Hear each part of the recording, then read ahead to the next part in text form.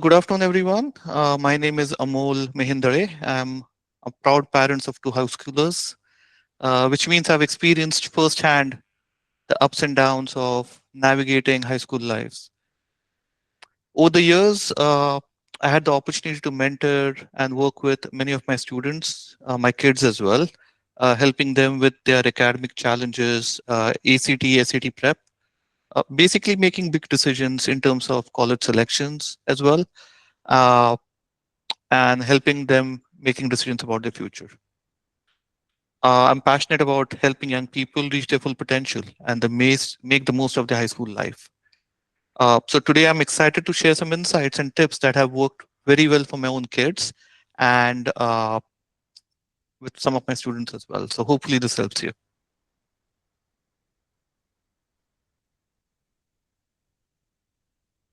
All right. Before I jump into the session, let's talk about the survey, right? We had pretty good response. Around 70 plus people had responded to the survey based on which I kind of scheduled my session and the topics that I am planning to go through. Uh, I mean, most of the concerns that frankly came up in the survey were what we have been talking all along in our WhatsApp group, course selections, GPA.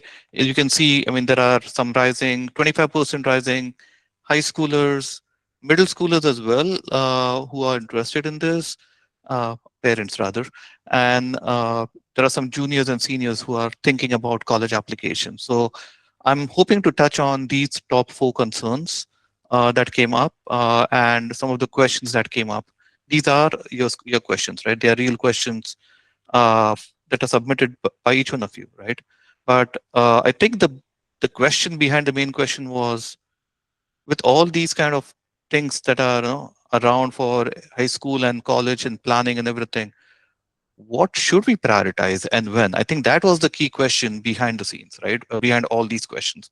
So I'll be basically be talking about the framework that worked for my situation with my high schoolers and some of my students. So I've kind of built a framework, kind of a roadmap, and that's why the title of the session is "Build a Roadmap, Not a Resume." So we will talk a little bit about that. All right. So this is a little slide heavy, but these are again key points. And I don't think I'll be spending a lot on each of the slides. I think that the framework that I'll be talking through will be important. Uh, the we'll spend most of the time, frankly, on this area, the key decision area, which is basically the four key questions we had, right? Courses, GPA, SAT, and summer, and on growth and development, which is essentially activities, leadership, uh, and how to balance it all, time management. And we'll have, I'm hoping to have 10 minutes at the end. I've booked this for 90 minutes, even though I scheduled for 60. So we will have time if even if you go over and if you have time, we can stick around. But the point being, hopefully we finish everything within the hour. All right. So the main topic of this, right? Creating a roadmap, not a resume. Now, this is the framework which kind of I came up with while working through with my older son, and then applied that with my daughter and some of the students.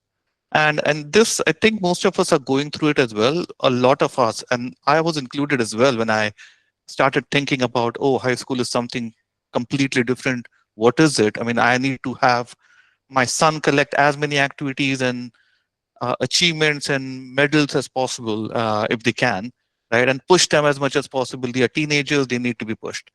That's typically a resume mindset. And I think it's all well intentioned, right? It's that worked with us. But it leads, especially in for our kids, it leads to a lot of stress, comparison, peer pressure, and decisions which are driven by peer pressure rather than clarity. Uh, the roadmap mindset, on the flip side, it focuses more on which direction are we going. Are we going in the right direction? It's from a roadmap standpoint. It focuses, are we growing as we are moving from one stage to another, and what is the student really becoming, right? Is the student becoming the best version of himself or herself? So what I was suggested, instead of asking, what we should add to the activities or courses, what we should ask ourselves is, what is my child building and becoming? All right. And this is again the same kind of a comparison in a chart format. For those who are visual, who like comparison, I'm very much like this. I like pluses and minuses, or pros and cons side by side. Again, none of that is pros or cons. Frankly, these are the two approaches. I lean towards the roadmap builder mindset approach, which is essentially focusing on uh, you know how the roadmap is evolving over time, and what is my child becoming? Is it helping them? The same thing which I talked earlier. All right. One thing we to understand is, this entire roadmap that I'm talking about, right? It evolves over time because the child's interest changes over time, and this happens in college as well. So the most effective approach is, while we build a framework and a roadmap, and we have the key points in that roadmap, it's also important to revisit that every so often, and having that consistent guidance and course correction. And that applies for our career path as well, right? We have gone through different routes and we have course corrected it. So it's the foundational mindset or the foundational skills that I uh, learned in my engineering or my undergrads. That is what I really apply to uh, you know, help with my future. So that's really why I came up with this roadmap mindset. All right. So as we talk about roadmap, right? In the 4-year roadmap, there are various stages, right, in that roadmap. And what we'll talk about next would be explore, develop, impact, and communicate. So each piece of this high school, some of the students actually start high school much early, right? You can start taking high school courses in middle school if you're an AIG student, or if you're taking Math 1, or even taking CDM, which is a credit by demonstrated mastery. You can get some courses done over the summer. So there are certain times that you start kind of much early in the game. Uh, One of the biggest mistakes that students try to do is they try to do everything in the ninth grade itself. High school is a natural progression, I feel, and I think the same applies for college as well. Don't try to get all the difficult ones knocked off in ninth grade. Don't do that. Explore ninth grade. Use the ninth grade for transitioning from middle school to high school. Just like, I mean, as parents, we must have realized, right? When a child went from elementary to middle, the hand holding was not as much as it was in elementary. It completely went away, or kind of almost went away, when they moved to high school. It never exists in college, I believe. So I'll see that once my son is entering college, so I'll find that out. But from what I've heard and what I've researched, there's no hand holding anymore, right? And that's what they need to adjust. The kids need to adjust to the ninth grade. So let ninth be more on exploration, building the study habits, trying different activities, forming the friendships. They are teenagers, right? Building friendships is very important, and basically adjusting to the academic expectations, building their confidence. That's all ninth grade is about. It's about exposure and self discovery.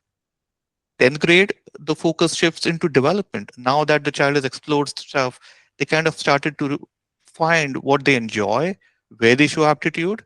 Uh, that basically they start going deeper into. Outside the classroom, it may be deeper involvement into clubs, activities, or sports. They may try out, let's say, track or volleyball or something in ninth grade, but they may realize that, oh, I actually enjoyed track more. They want to stick to that. Or they can stick to both the activities if they like that, as long as they can balance it and they can manage it. Uh, Moving on, in terms of 11th grade, 11th grade is all about impact. What that means is, that is the most critical planning phase for college. This is where students consolidate their academic profile, prepare for standardized projects, standardized tests, take meaningful leadership responsibilities in the clubs, in student councils. You have the governor's college. 11th grade is when they start getting into extracurricular involvement during the summers. And frankly, the summers actually a lot of times they become the main part of the narrative of their essays as well in college, because that's an experience they're having outside high school. And that really shapes a lot of times I've seen it shapes their college essays and applications. And 12th grade is really about communication. Most of the work is already done in 9th, 10th, and 11th grade, which is the freshman, sophomore, and uh, you know, junior grade. But 12th is about, or the senior year is about communication. It's about getting all the recommendations from the teachers, putting an application packet together, getting the essays ready, and able to articulate that, how the story has unfolded over the last several years. Colleges look at 4 years of high school only. So if you have been doing something from like fifth or sixth grade and then stopped, there's not really much of a place to put that in the high school, so the college application, but you can obviously uh, put it in somewhere in the essay. But let's say I mean, what colleges are looking for is what have you done? What kind of activities have you done over the 4 years of high school while managing the academics as well? So that's what they are mostly focused on. So we talked about the roadmap, right, of the high school. We talked about the explore, develop, impact, and communicate of the 4 years of high school. Let's talk about the key decision areas, right, within this roadmap. So as we go through this 4 years, right, the very first questions that everyone has is what courses to select. So obviously, course selection plays a role in this, in the key decision in the roadmap. Second is standardized testing. When do we take those? Uh, I mean, summer activities is a part of it, but balancing all these activities. So these are all the key decisions in the roadmap that I will touch on now. Uh, so over here, like when I talk about course selection, most of the times, like the biggest question that I get from students as well as parents is how many APs should I take, right? And that I feel is actually the wrong question. The better question is what level of rigor can the student handle successfully? And I'll elaborate more about that, right? So the goal basically of high school and what colleges look for is not only to maximize rigor. I mean, colleges look at whether you are taking the rigorous courses, but they look at whether you're taking the rigorous courses successfully. So whether you're understanding uh, what's the right level of challenge that you can take, right? It's very easy, right, for any student or a child to fall under peer pressure. They think they can do it all because all their friends are signing up for 5 APs or 6 APs over a semester, right? And that, you know, they feel, oh, am I being left behind? It's like am I missing out on something? Am I doing something wrong? But every kid is different. My kids never took 4 or 5 APs. Was it the wrong decision or right decision? At least with one kid, I know it worked. He's been able to get the college of his choice. With my daughter, we'll see. But every child has its his or her path, and you know your kid better, right? So basically, you need to first understand how much challenge they can take. And that's why I go through the explore part in the ninth grade to see whether they are able to take the honors courses, maybe take a couple of AP courses, easy ones to begin with in the ninth grade, and then see how they have uh, tackled them during the ninth grade. If they're able to easily navigate through that, and most importantly, in the AP exam, that is conducted by the college board, if they're getting fives out of fives, then I mean colleges would like that because then you are taking the rigorous approach, but also are being successful. So you're able to handle and take the right level of challenge. So that's basically what you need to look at when it comes to course selection. It has to be the right intersection of the GPA, rigor, and the balance, basically. But before we get into what courses should I select, and let's talk about a little bit about HS graduation. I know there are 25% here who are middle schoolers, parents, summarizing freshmen in high school. So let's talk about what does it mean to graduate from high school, right? So over here, high school graduation is basically you get a high school diploma, right? There are 8 courses that a student takes per year. over the period of 4 years, which is 32 courses. Uh, for graduating high school, you basically need around 22 or 24 credits or courses, and that varies by the school district. But bottom line is the core subjects that they need to take. You need to take at least four English levels, four math levels, three or four social studies, three sciences, one health and peace mandatory across, and I think they have added virtual arts as well, and two or three world languages. They are good to have. They are not mandatory, but most colleges look at least two or three levels of world languages. So it may be Spanish, French, or whatever your school provides. I think for South Carolina, Fort Mill area, uh, you require 24 credits to graduate, last I checked. But frankly, the best place to look at would be the high school program of studies website of your specific school district.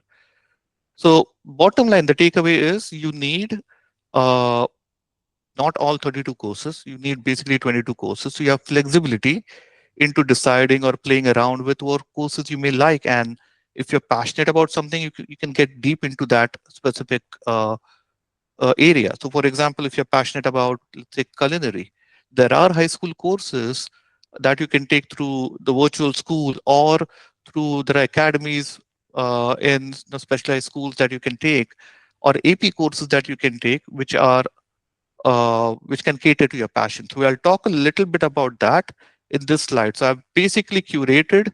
Can you read this slide? I should have done a black font instead.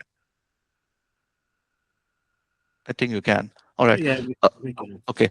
So what I've tried to do here is for like most of the questions that I've got till date, right?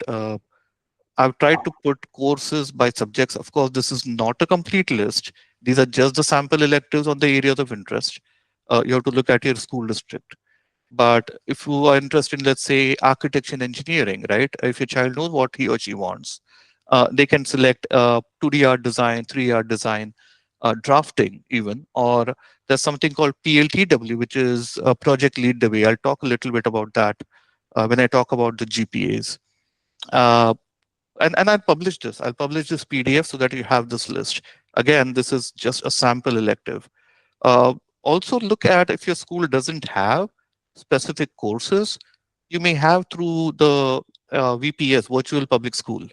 So for in NC, right, you have the NC VPS where you can sign up through NC VPS and take those specific courses online. And you sit in the lab, I think, during that block. Or you also have the ability to take dual enrollment through community college, uh, which in NC and SC as well, I think you can take in junior and senior years. So there you can go into those specific electives of your choice, which will basically show that you have a passion. You get to learn more. You can go deep, as I mentioned, in that you typically do in 10th and 11th grade. And that helps you decide what you want to do in college as well. There are also options like JROTC, which is Junior Reserve Officers Training, which is ROTC. You're not committed to Army or Navy. It's just the initial training that they provide in high school. You can explore Army, Navy, Air Force careers. Uh, like typically you have these marches and drills, and they talk about, let's say, if you're interested in the Air Force, you'll be having those specific drills about Air Force, or specific sessions about aeronautical engineering. So they kind of cover some of those courses as well. In summer, I know they have leadership courses or leadership camps for GROTC, which are very helpful for the child development. Obviously, you have to, I think, sign up for two courses depending on the ROTC, GROTC per year, but that's something you can explore if you are interested to get into the armed forces or physical services or secret services related careers. Uh, all right. So I'm not sure whether everyone understands about the weighted and unweighted GPA. So I decided to put a slide in here. I had put the slide in my. This is the third in my series. I've done these two sessions before. My first session that I did 2 years ago with Mahendra on the call, actually, was for middle schoolers, and it was about high school planning and the basics of high school. So I actually decided to add it over here, looking at the audience. My second session was more on the SAT, ACT side. I added some slides from there as well. So I'm kind of touching all these slides that I've done before, uh, because this seems like a holistic crowd, right, from middle school to college. But I think it was important for me. So for those who are already in juniors and seniors, you already know, just take a tea break or something and come back again. I'll probably spend 5 minutes on this. All right. Uh, in terms of weighted and unweighted GPA, so a typical GPA scale is out of 4, and this is again NC specific. Some schools or states have up to out of 9 or 10. Uh, but anyway, every college, they kind of retranslate these GPAs into their own standardized college specific calculations. But for our understanding, right, an average GPA, which is unweighted GPA, which reflects the actual grades, that is out of a 4.0 scale. The weighted GPA takes difficulty into account, so harder courses can get you more than 4. Uh, So let's take an example, right? Let's say a high schooler takes 4 honor courses, and honor courses gets you a zero point 0.5 extra GPA, right? So if the high schooler takes 4 honor courses in the semester and get all A's, so his or her weighted GPA would be a 4.5, and unweighted would be a 4.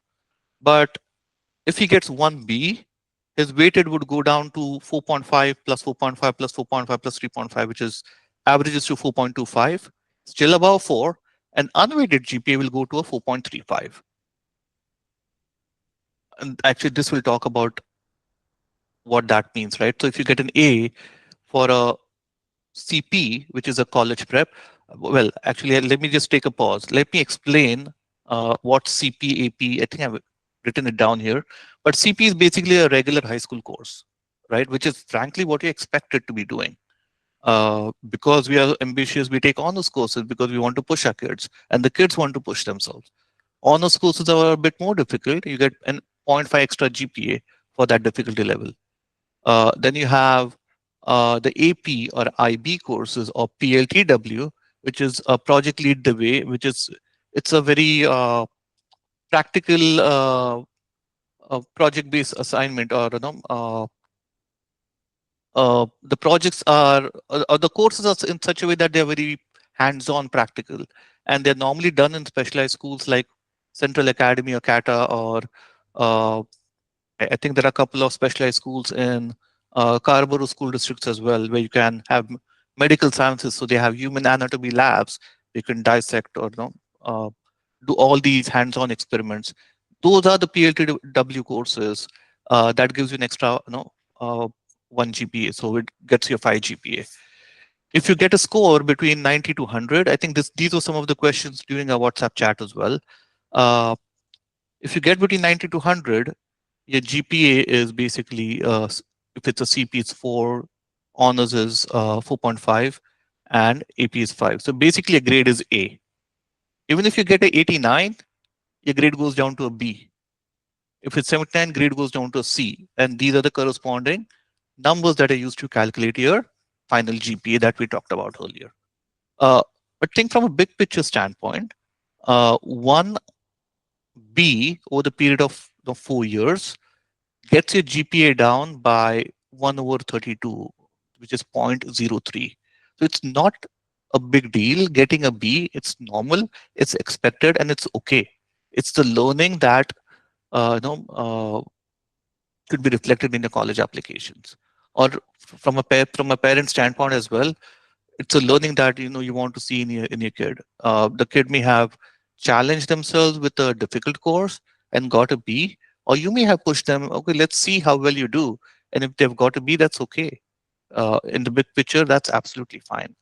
Of course, GPA plays a role in college applications, but 0.03, it's not a big deal when it comes to 1B, right? And again, college application is not just about GPA only. It's a mix of multiple pillars. It's GPA, it's your activities, is The summer courses that you do, it's your standardized tests if you take, it's your leadership that you show, it's the community service, the essay, whether you are able to communicate that effectively, the recommendations from the teachers. So it's a combination of all these things put together. So in the big picture, uh, let the child figure out their path and what they're passionate about. That's the most important piece of it. I think I jumped ahead in terms of my what my message was, but anyhow, and this is where I was planning to talk about Yeah, that was Amol, yeah. just I hope. See, like me, there may be parents who come from India and the kids join directly in 10th or 11th grade. Okay. Okay. So, in terms of that, like how to handle because still the schooling in India is totally different, correct, as you know. So, how Hmm. to convert that Indian school marks into this GPN? Is there any guidelines? Because there is no A, B grades, right? It's all marks, and the marks are difficult because, it's all every year you have to So study everything. So how yeah, to that handle that? gets that gets tricky when you move Because from one of India. my kid came at ninth grade and she got 9 credits, and though all her 9 subjects were considered as an honor subject from India, but that physics she has like physics 1, physics 2, and they had a weightage of point 0.5 credit and point 0.5 credit that way. Some more like maths also split into two. So once she was like good, but once she got like less than 80. So I was very concerned, like uh that was like India marks was good, and here like how to handle this So basically. you should have and that's it. The counselor over here, depending on the school, may or may not be aware of those situations as well. And frankly, you should have just skipped physics. You should have said, you know what, let's not add physics as one of the courses that she did in India.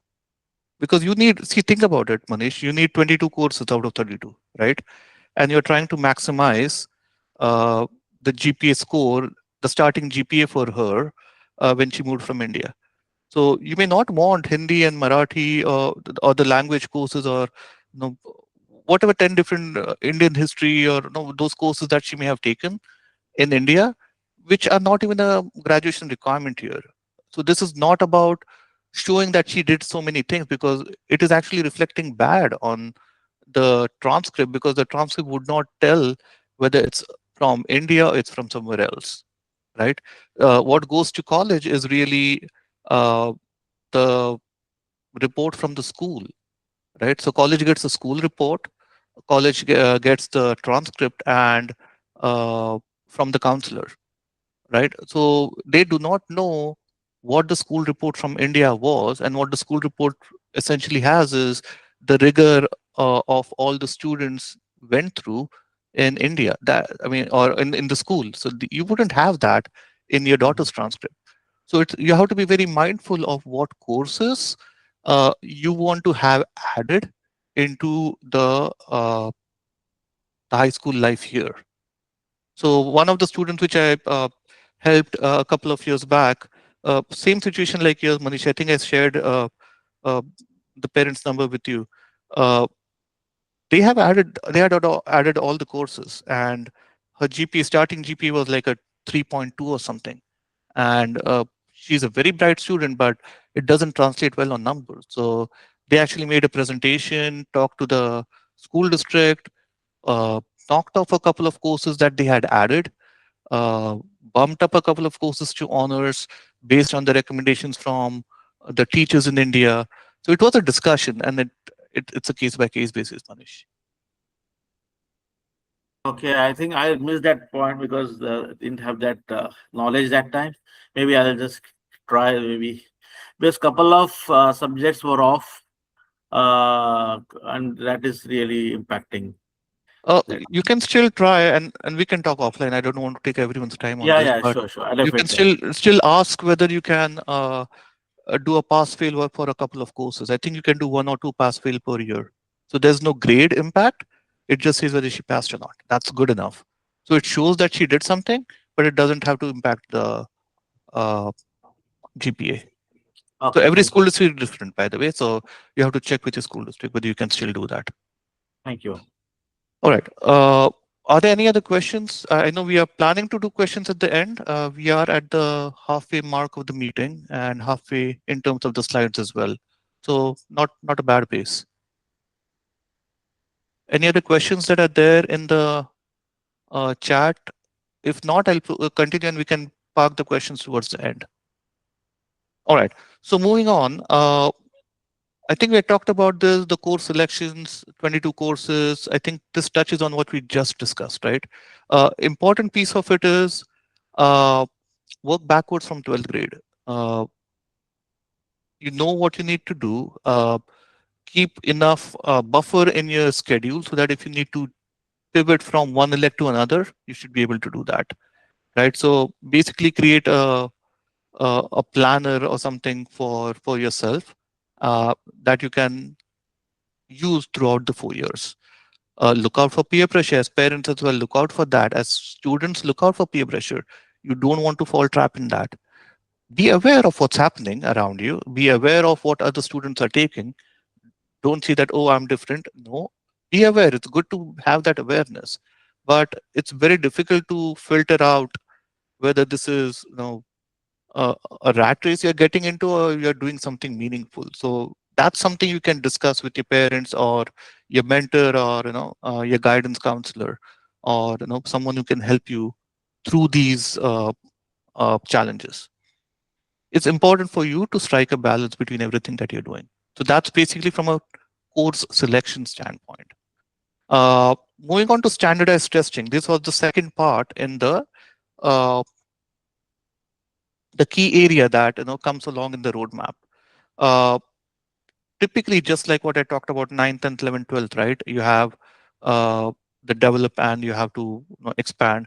Similarly, you have awareness that begins in the ninth grade. For some students, they start early. Awareness can begin as early as eighth grade, right?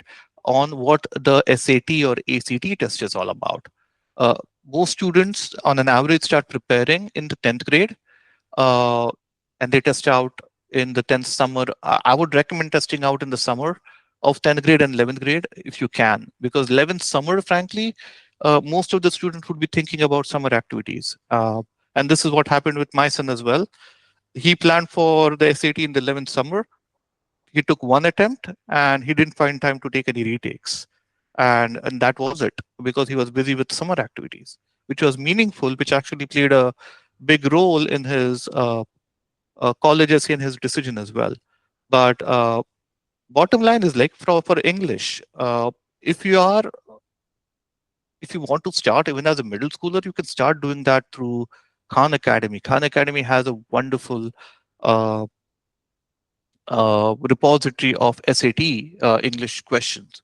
You can go through that. That will help you lay the strong foundation for both reading and comprehension as well. Focus on what English you're doing in school. It's very important. You may find it boring. It's books and essays and novels, but they all help. Be aware of what you're doing. Understand the learning that you're getting out of everything. For math, you can technically start uh, you're ready for SAT or ACT as soon as you complete Math 3 or basically Algebra 1, Geometry 1, and Algebra 2. Once you're done with these three, you're technically ready to take a test. Uh, Difference between SAT and ACT, that depends on your testing style. And we'll talk about that a little bit in the next slide. The SAT, it's more adaptive. ACT is it's not adaptive. What does that mean is the performance in the first module dictates the difficulty in the second module. This is for SAT. SAT is longer. The duration is 2 hours 14 minutes. ACT, it used to be shorter. They have lengthened. They've given some extra time nowadays. I think you have 2 hours 5 minutes now. ACT also covers a little more math. It I think covers matrices from maybe one or two questions from pre-calc. But other than that, there's not much of a difference. ACT questions are easier, I feel, compared to SAT questions. SAT can get into the applications and depth. Because you have more time, its difficulty level is high as well. SAT scores is out of 1600, 800 for math, 800 for English. Uh, ACT also has an option for science. Science was not optional until I think the year before. They made it optional starting last year. Uh, and the score is out of 36. And for both of them, there is a concept of super score. What that means is if you get, let's say, 36 in math in the test you take a month, and you get a 30 in English, but the next test you take, you get a 35 in math, but a 35 in English, the super score that you submit to the college is 36 and 35. So you get the best scores or highest scores for each subject, and that is what you submit to the college. So you can focus at one subject at a time as well. All right. In terms of scholarship, this was another part of it, right? Most families think scholarships come from separate applications or external programs. While they do, some of them do, but most of the scholarships, meaningful scholarship, they come from college itself, and that is based on the one single application that you do with through uh, the common app through your college applications. They are mostly merit based. They are based on the SAT score, your GPA, your rigor, the activities, everything that you put in your college application. Colleges look at that and will give you a merit-based scholarship. They're awarded directly by college. That's, I think, in my opinion, those are the majority of the scholarships that students get. There's also scholarships which are need-based. Need-based scholarship, for that you have to fill up a form called FAFSA, which is a government document which talks about your parents' last year's and the year before's uh, salaries and how much they earned. And based on that, they decide whether you are eligible for a need-based aid or not. Uh, for H4, I don't think you're eligible for need-based, but I believe need-based is only given to those uh, students who are citizens or green card holders. So for any H4s or non-citizens or non-green card holders, it's the merit base, which is frankly the majority of the scholarships. That's where it comes from. What really matters is really the strong academic performance, uh, the consistency that you show over time. Again, the same theme, right? It still flows over here too. Uh, and the aim is to build a strong profile. Your holistic profile needs to be strong. What you apply, what you put in your college application, that has to be one strong package that kind of bounces off each other. You cannot have things in silo where essay is talking about some of your key features which does not reflect in your academics or your extracurricular activities, right? So it has to be one single strong profile which bounces off each other, and scholarships will follow. A lot of times, even me, right, when I started thinking about summer plans for my kids, I started thinking I need to find them the best summer program, right? Many of my friends, they signed up for pay to play, which is basically paying thousands of dollars uh, in colleges for courses that they do either virtual and you get a certificate at the end of it. They're not useless. I mean, they're not. I'm not saying they're bad. They are helpful if your child is interested in them, right? It's important for uh, you to understand and the child to understand, are they using their time and learning meaningfully anything that they are doing in the summer, or are they doing this just for the reputation of having something in their essay? Because colleges can see through that. They definitely see through that. I've seen students who work part-time jobs, they volunteer consistently, even to small projects over the summer, having a much more impactful experience which they can write in their college application, which the college can see, and they have picked them up over others that have paid for expensive programs that were not really as holistic or meaningful for the student, right? So what really matters, frankly, is, are they learning anything? Are they taking initiative? Are they building their skills, right? And frankly, consistency matters. So doing an aeronautical course one summer from one aeronautical college, and doing a medical course another summer, and then when you apply for college, applying for something totally different. uh, if you, as long as you can build a story that I was exploring, I was trying to figure out what I like. And while I did that, what stuck with me from an aeronautical engineering course was X, Y, and Z, which I can frankly apply in this particular stream that I'm applying for college as well. As long as you're able to do that, that matters. So it has to really be meaningful, not just checking the boxes, right? Uh, so again, do something meaningful, do it consistently. I think that will go a long way.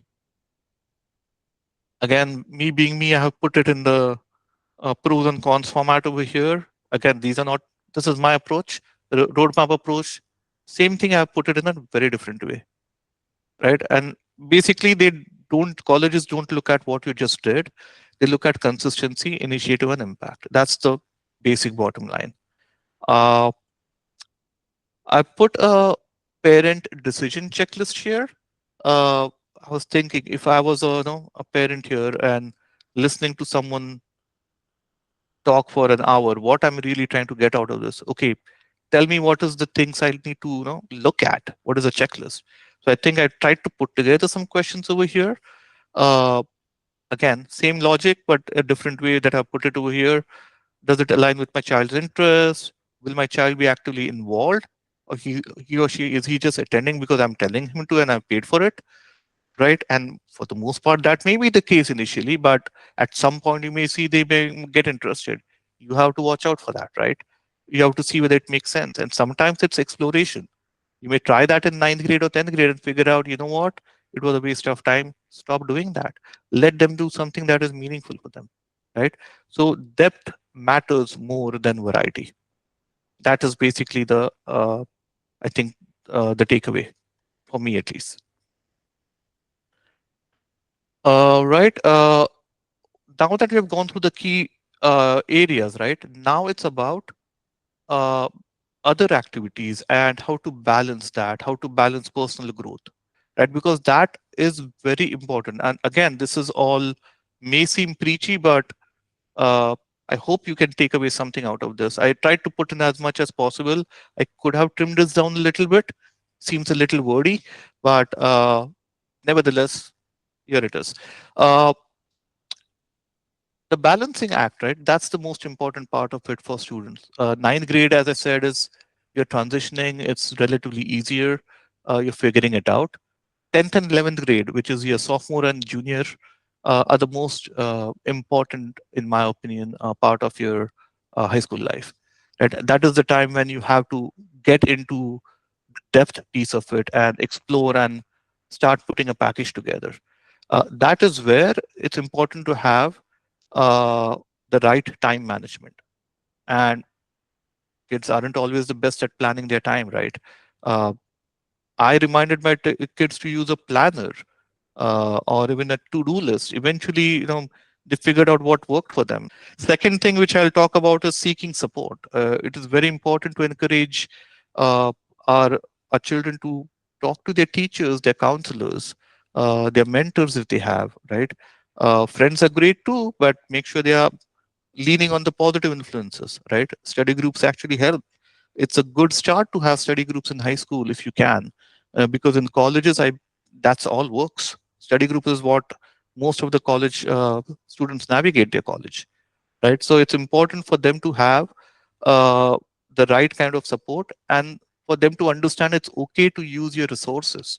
What do I mean by that is we parents are, parents' friends are, our teachers, your guidance counselors, your sports coach, your troop master, if you're doing scouts. These are all your resources. It's not a sign of failure to ask for help.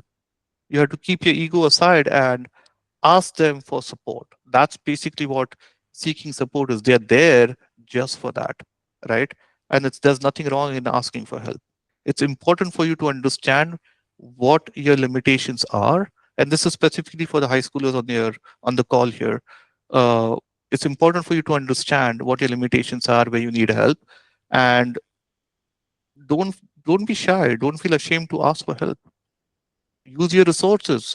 Ask your mom and dad, hey, I need help on this particular subject. I mean, they have such a huge network here. They'll definitely find someone who can help you with if you have a chemistry question, for example, or guide you towards something.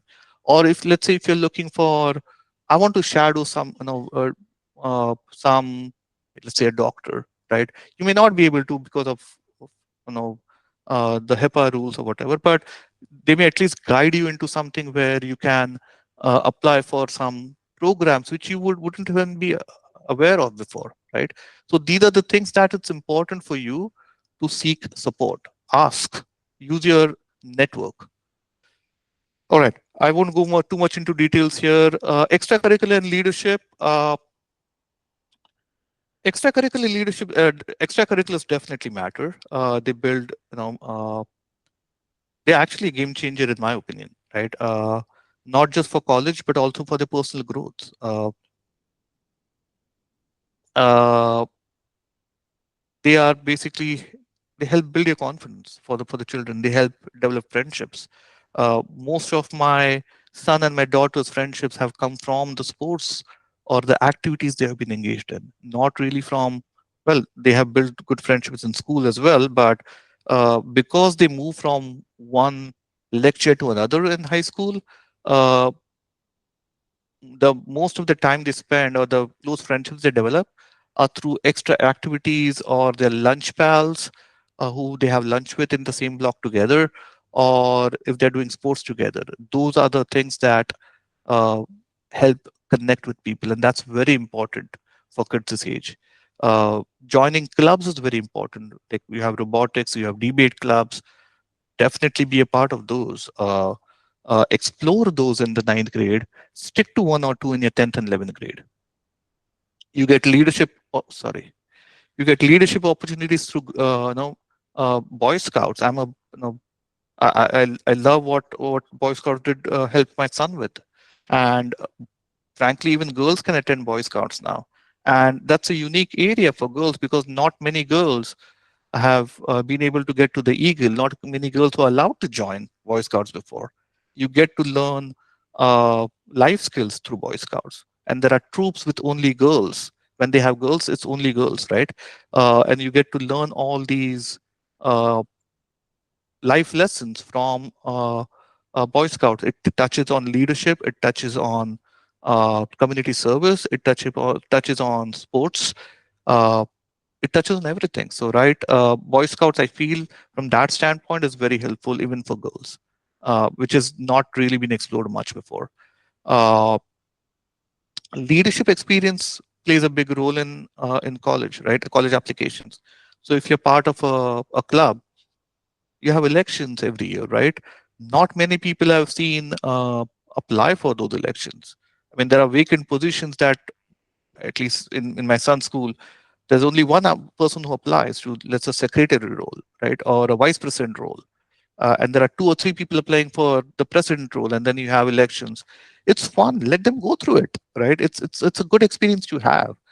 Get yourself out there, uh, so that you explore even failures. You learn a lot from failures, and it's not a failure to lose an election. It's just an experience. So it's a win-win altogether.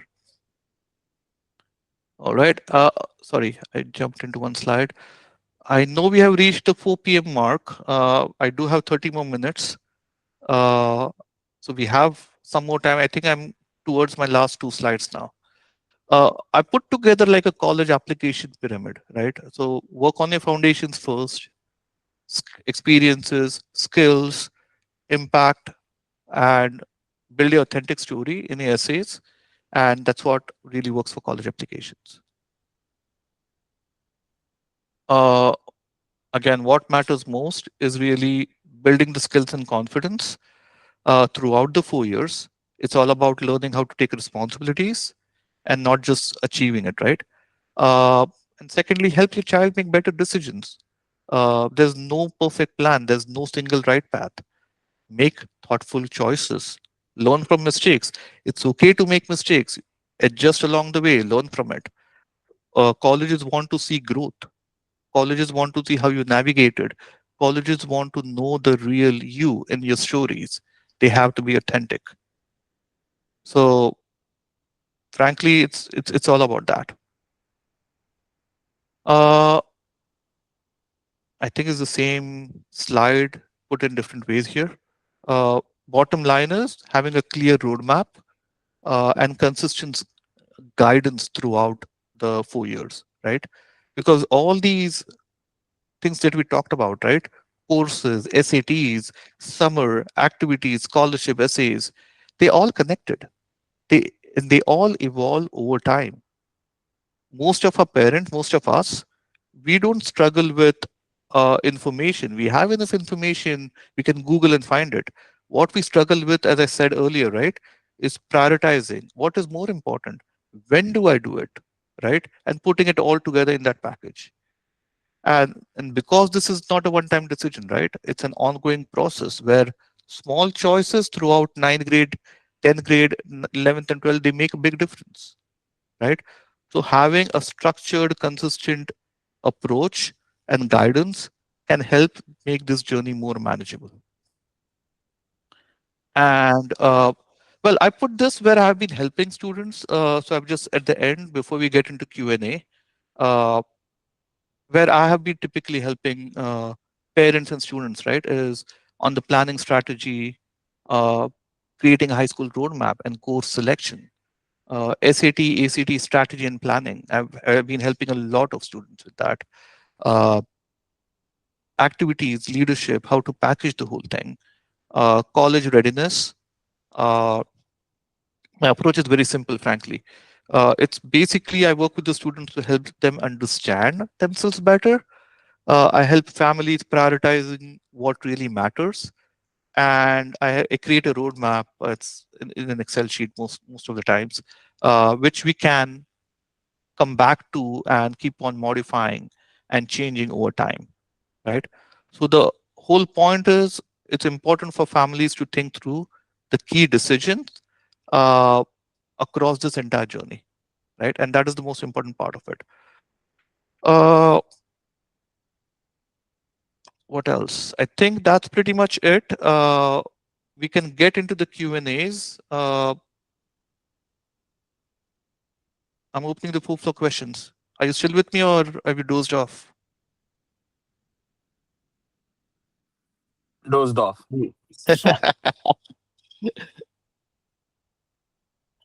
All right. Any questions? No, jokes aside, Amol, thanks very much for doing this. Thank you, Chetan. No more questions? I think that there is a question from on the chat. If like, let me read go to you. Oh, there are a lot of questions on the chat. Oh, wow. Yeah. Okay. Let's go through that. Is it always that the super score is submitted to colleges, or it is up to the colleges to look at all the scores, or just the score? Uh, no, we submit the super score. So when we apply to colleges, right, we submit uh, what score you want to send for English from which attempt, and what score you want to send for math from which attempt. And that's all they see. They don't see all the attempts. So just to reconfirm myself, so if there are four SATs and second SAT has a means the highest marks and the third SAT has the highest in English, so we will send like SAT 2 and SAT 3 score, correct? SAT 2 for math, SAT 3 for English. Yeah. That is something. You can be very specific about what you want to send from where. And they wouldn't even know how much, I mean, at max, they'd know you took at least two attempts, right? Because you're Okay. sending two scores from two different attempts. But Correct. they wouldn't know if you took 10 attempts. Uh-huh. Uh, they wouldn't know. It's what you send them. And you can attempt as many times as you can. Uh, I have seen typically after three attempts, there's something called test fatigue. Uh, you students get bored after that. They don't want to take a test anymore. It's a lot of prep. Okay. Then we have like I'll just read you a couple of questions. How often can you attempt for SAT and ACT? Yeah, I just answered that Yeah, multiple I just times. Yeah. answered. Chetan has something more of a financial, I think. Maybe this is the forum for that. Do 5 to 9 Uh, plan balances affect scholarship or parents' net worth or both? Q for both need based and merit based scholarships. for merit based, no, they don't affect. For need based, yes, they do. Parents' net worth, they definitely affect need-based scholarships. Amor, you mentioned scouting. Could you please elaborate on this? Are you children, Eagle Scouts? Did scouting experience help in admissions? Yes, my son, he did Eagle Scouts. My daughter did not pursue Boy Scouts, but my son did. He's an Eagle Scout. So that really shows consistency, right? So I'm pretty sure that played a huge role into his admissions to the colleges he applied to. Uh, because when you do Boy Scouts, right, you're doing that since what, fifth grade. It's the consistency and you're growing. Uh, he actually, I think, if I remember correctly, he had the recommendations from his scout masters as well. So he was very selective on which college to send which recommendation as well. Okay. So recommendation in the sense getting an email from the school. How's it like? Okay, yeah. So let me talk about that a little bit. So when you do recommendations, right? Recommendations are done in like when you apply through Common App, right? Which is an application you do for college applications. The recommendations coming from the teachers, they go directly in the Common App. You as an applicant, you don't see those recommendations. You cannot. But you just see that someone has submitted. Like you request your English teacher to submit a recommendation, you will see her name, and you can attach that to the college application. Uh, so by default, right, you need a STEM recommendation, or if you're applying for art specific and arts recommendation, you need an English recommendation and you need a council recommendation. Most colleges require these three recommendations. That goes by default. Uh, Within, let's say, STEM, right? Let's say you're applying for chemical engineering in NC State. So you would attach your chemistry teacher's recommendation because that will add some value there. But let's say you're applying for biomedical engineering at Chapel Hill. You would rather want to apply, add, no, attach your biology teachers or no, AP biology uh, lecturers or teachers recommendation there. So you can select which recommendations you want to put it in that STEM bucket. So that means the teacher has access to the college app, to your profile, to the college app, and I maybe. Well, here, at least in the NC, right, there's something called Square that your kids use. The teachers put the recommendation in Square. You cannot see it again. The advisor puts his or her recommendation in Square, and that's connected to your Common App. So it basically flows Uh, from your Square or your Naviance into Common App. Or you can apply from Score or Naviance directly as well, I believe. So it depends on what app you are using, but you can connect them together so that your recommendation doesn't have to be requested multiple times. You just request once and just send it to multiple people, so multiple that colleges. recommendation should happen when the kid is in the 12th grade or 12th grade. 11th, 12th 12th grade. grade. So when you start the application process, that's when you start Okay. the recommendation. So you typically around uh, many times you can start identifying who your recommenders you want to be, which is a teacher that really likes you and can say good things about you. Uh, you can start reaching out in your junior year in the 11th grade itself and reach Okay. out to them and ask them, hey, can you please recommend me when I start my applications? They'll be more than Oh, happy to do that. fantastic. For some schools, I know the teachers open up like a portal and they can only take uh, they say, oh, I'll only write 30 recommendations. So you have to kind of quickly queue up whenever they open up. So it depends on the teachers and the schools as well, and your relationship with the teacher. So it's the entire 4 years when you're in high school, it's important to develop that network and relationship, not just with your friends, but also with teachers, whether you like them or not. Because that's really what works in colleges as well. Yeah, definitely. Can So you there is a repeat question the name from of that application, Anmol? Sorry, what is that? What is the name of the application where you send in request to your school teacher? So Scoir, SCOIR, this is through, I mean, this is for UCPS, Union County. I think CMS also uses Scoir. Uh, some school districts use something called Naviance. Your kid would know what applications they use, and the advisor would definitely guide them throughout 11th and 12th grade Okay, on what to go through. okay. You also And shared the common app, right? common apps. So common app is a application website, I would say, or an that you use for deciding what colleges you want to apply to. So you can basically apply to 20 colleges max through one common app login. So if you want to Okay. apply to, let's say, NC State and Chapel Hill and Harvard, and no, I don't think MIT is a part of Common App, but most of the colleges are part of the Common App. So you can select whatever colleges you want. You can do research on those colleges, and you can add that to your list. And then you have a primary section in your Common App section where you fill in your name, your primary details, which goes to every college. The personal statement, the essay, is a part of the Common App. There are what, 7 prompts, out of which you have to write an essay on one prompt. That goes to every college, and then as you start selecting college, every college would have their own supplemental questions as well. Okay.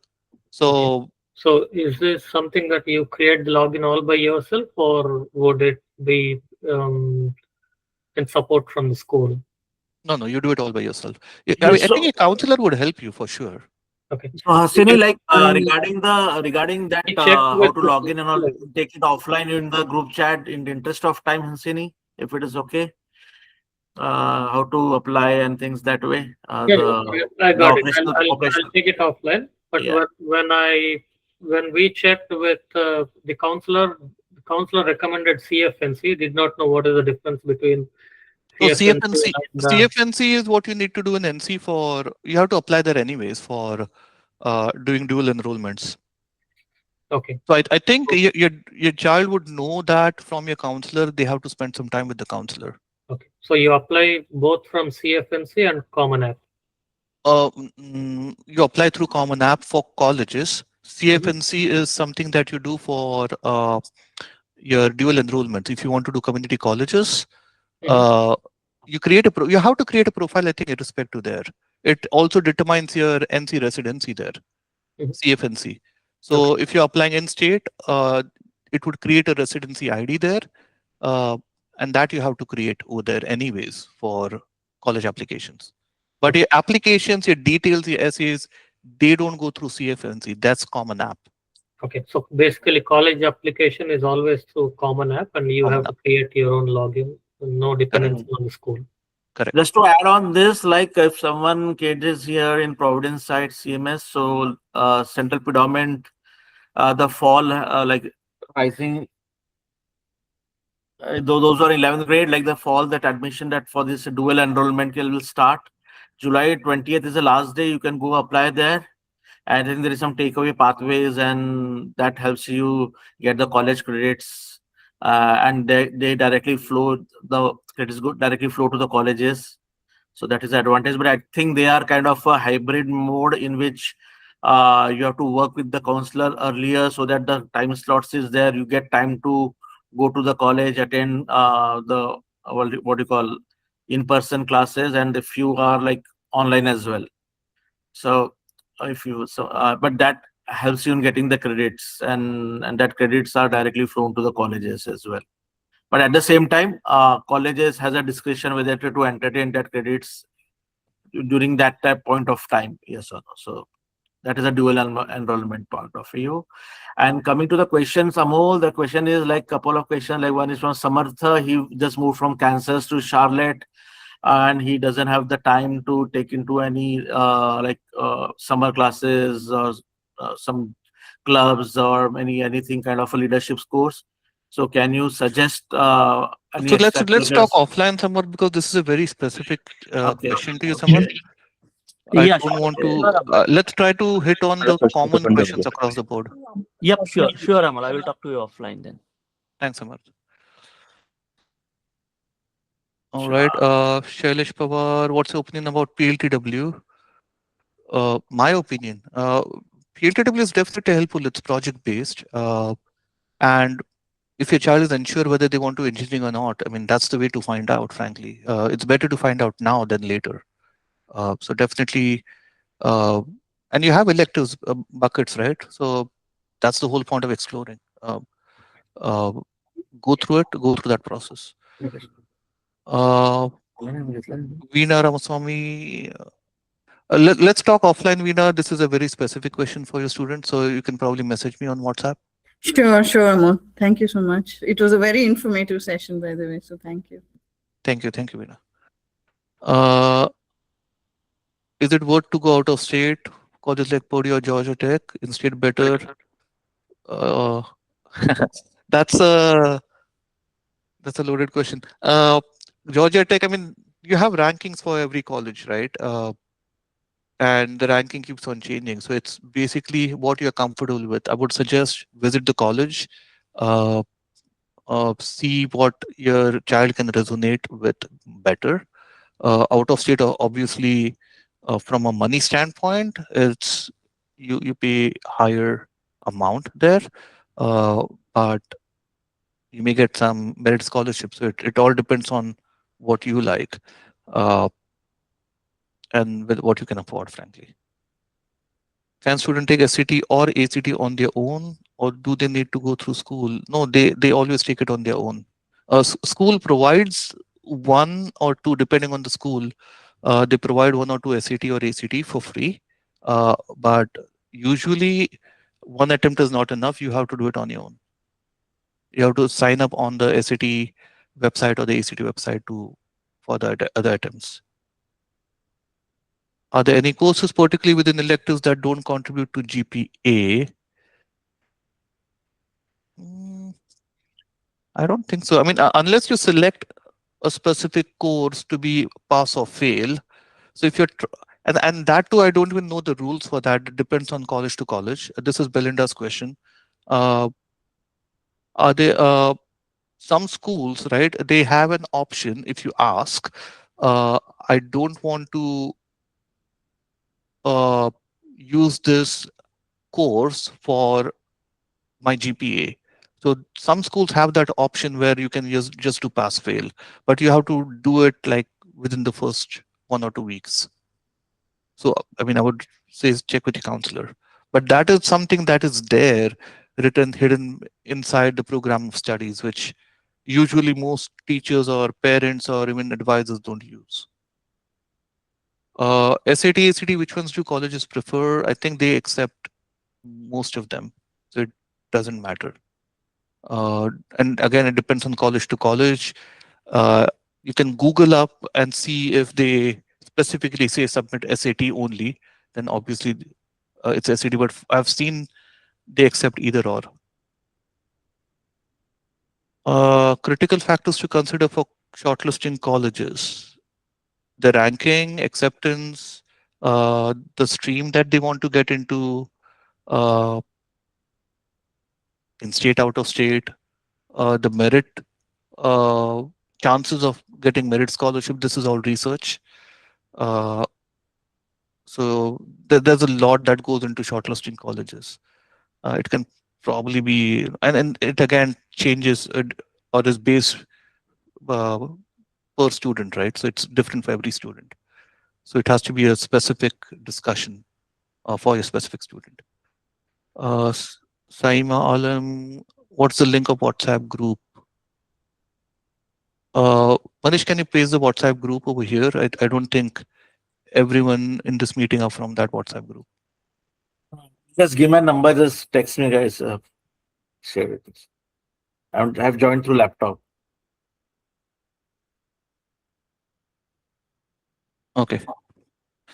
And does school rating also matter where student is in 12th grade? Yeah, that's a good question. School rating matters. I believe it does.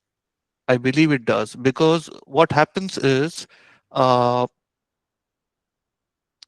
your counselor submits the school report, right?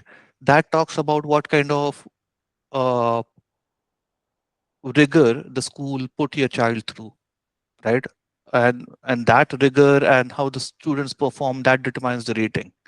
Uh, so coming back to it, because the colleges have access to the school report, uh, and if you come, let's say, from the topmost school and you are able to succeed in that topmost school where you have the gone through the highest rigor, yeah, you have better chances. So does school rating matter? Yes, they do, because it comes down to the rigor that you have put through, the options, the resources that you have got.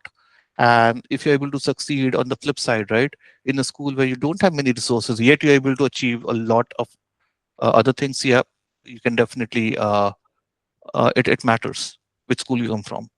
Hey, Amol, so I was talking to someone like, is there a quota system like from this school, this college will pick up only so many No, it's not. students that way? It's not published, and I don't think there is a quota system like that. It's not published. I mean, there is, people think. I think I used to think as well, and I don't know, because nothing that the college team does from an admissions perspective is kind of shared what they look at. Like some things are definitely shared on their websites. That these are the key pillars. So definitely when applying, so this is one of the most important things, right? When you apply for colleges that you're interested in, go on to the have your child go into their websites, research the college, research what are the key pillars that they are looking for. They have the answers on their websites itself. They tell you that, hey, we are looking for someone who's, let's say, holistic, who cares about the community, who cares about, no, whatever, right? Your college, I say, would then need to reflect, your activities would then need to reflect more about how, what kind of holistic person are you, right? Some colleges will care more about research, right? Then you have to talk about your science olympiad, or what research you have done, or what rigor or courses you took. They may not care much about academia, right? So every college would basically tell you what they care about the most. And you, if you're applying for colleges, you better do a research, just like when we apply for any company, right? We research the company. It's the same thing. You research the college, you research what they like, and this is something that you have to have the child do it. Students with H1B parent, any suggestion for a college path? Anything that helps make a difference? Why would that be different though? I would not worry. I know there's always a worry about fear on H1B, and will my child get the sponsorship when they graduate college for their job? I would not that be a decision maker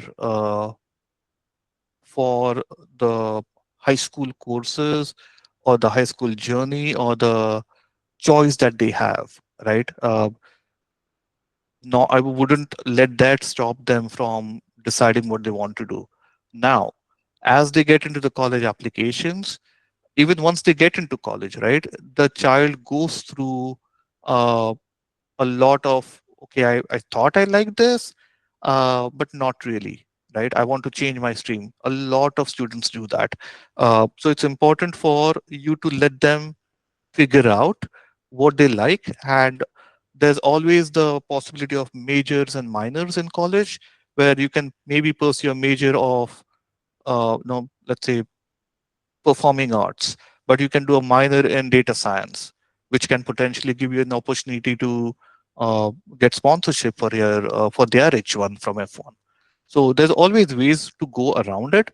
Uh, but I mean, this is, if your kid is in middle school or high school, you're talking about 8 or 10 years down the line, right?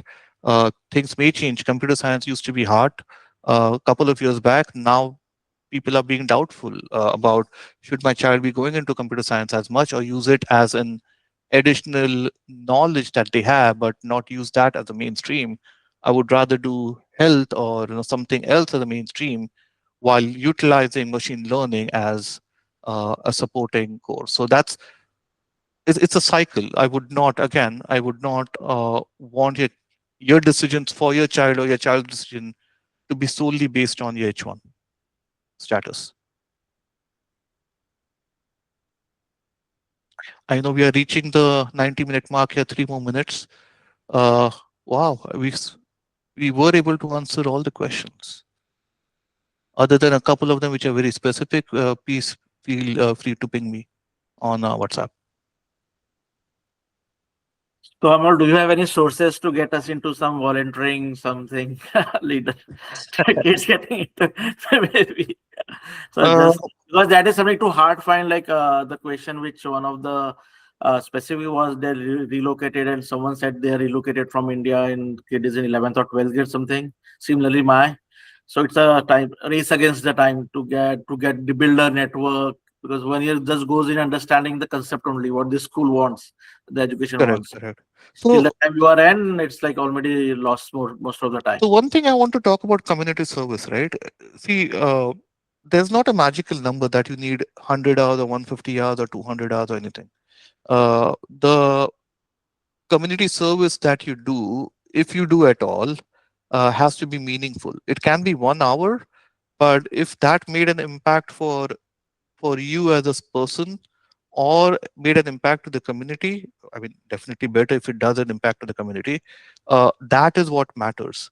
Uh, so that's really what the colleges look for. They want to see for those colleges, right, which are looking for someone who is engaging with the community as well. So if you have moved here in your 12th grade, you can talk about how you were engaged in community service or community activities. So you are part of the society. That's really what they're looking for. You're not just working out of your laptop and not interacting with the or not caring about others. If that is the case, they want to know that, right? And if you care about others, if you care about the community, that means you are I mean, for the colleges that want you to be a good fit and that's fit with the college, they would want to know that. So even if you're moving from India and if you have done some activities there, maybe participated in the Ganesh festivals there, helped them build the pandals, yeah, you can write about that, right? You don't need to have documented proof for that. It's all an honor system. They expect you to be uh, saying the truth here. So, right. So if you are helping out the community, let's say like Ganesh festival, like I said, or any some dance programs, you helped usher some of the guests, or there was a fundraising which you helped with. Yeah, you can talk about that. It's not just I did this. You need to talk about how it affected or impacted you. How did it make you feel? It sounds very mushy, but it is what colleges look for, frankly. So even Yeah, if you that's don't do any community service, I feel that's fine. It doesn't have to be, I volunteered at XYZ and I did 50 hours. And what did I do? I sat there and played on my phone. It doesn't help. All right. I know we are at the end of the time. Thank you so much, everyone, for patiently listening through all the slides that I had to share. Hopefully, I was able to help. Uh, and if you have any specific questions, uh, feel free to ping me on WhatsApp. I have put in at least the key high level that I have typically helped parents with on the screen here. So feel free to reach out and I'll try my best to answer your questions. yeah. Yeah, that was awesome, Amol, and really appreciate your time on the weekend that too. And it was really helpful for everyone. Appreciate. Thank you.